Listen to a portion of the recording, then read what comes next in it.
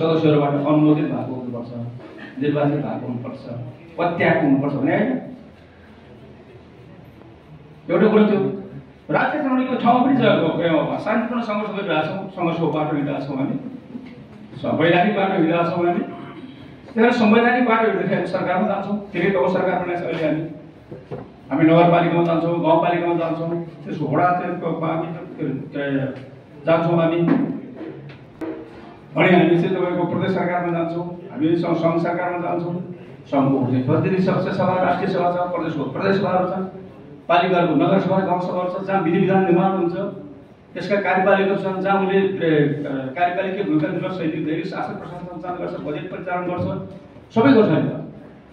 यस्तो चाहिँ ठाउँमा जाने मान्छेहरू चाहिँ जनताले विश्वास गरेको मान्छे, जनताले निर्वाचित गरेको मान्छे जानुपर्छ। दुईटै भयो महत्त्वपूर्ण। पार्टी निर्माणको चाहिँ सेवा, यहाँ हाम्रो नेतृत्व सङ्घको सेवा, पार्टीको नेता पार्टीको सदस्यहरूले कार्यकर्ताले चुनेको हुनुपर्छ, विश्वास गरेको मान्छे।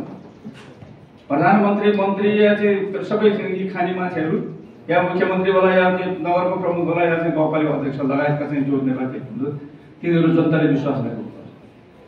पार्टीले टिका लगाइदिएर चाहिँ त्यसो ठाउँ जाने चाहिँ व्यवस्था होइन।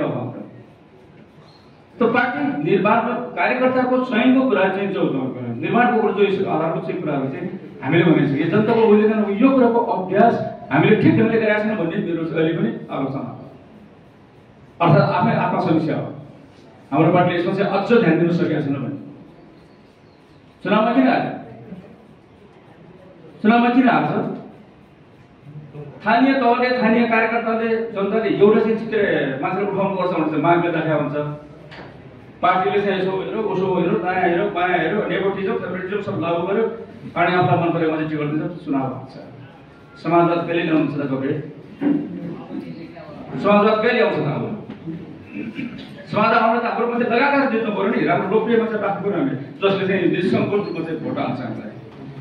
एमाले मात्रै भएर भएन, व्यक्तिको पनि भयो। व्यक्तिले राम्रो आचरण देखाएर राम्रो काम गर्यो भने उसलाई जनताले पछ्याउँदो रहेछ नि त। थप पार्टीको नीतिको कुरा, पार्टीको सङ्गठनको कुरा, पार्टीको विचारको कुरा, प्राथमिक कुरा 15% कहिले ल्याउनु होला, 18% ल्याउँछ होला, 18 अङ्क ल्याउनुपर्छ 20 अङ्कमा। 2 अङ्क त व्यक्तिको भूमिका हुन्छ पोलिटिक्स, यो खुला पोलिटिक्समा एकदमै धेरै ध्यान दिनुपर्छ। त्यही ठाउँमा केपी ओली उठ्दाखेरि जित्छ, त्यही ठाउँमा चाहिँ मदन मोहनजी उसरी हार्छ।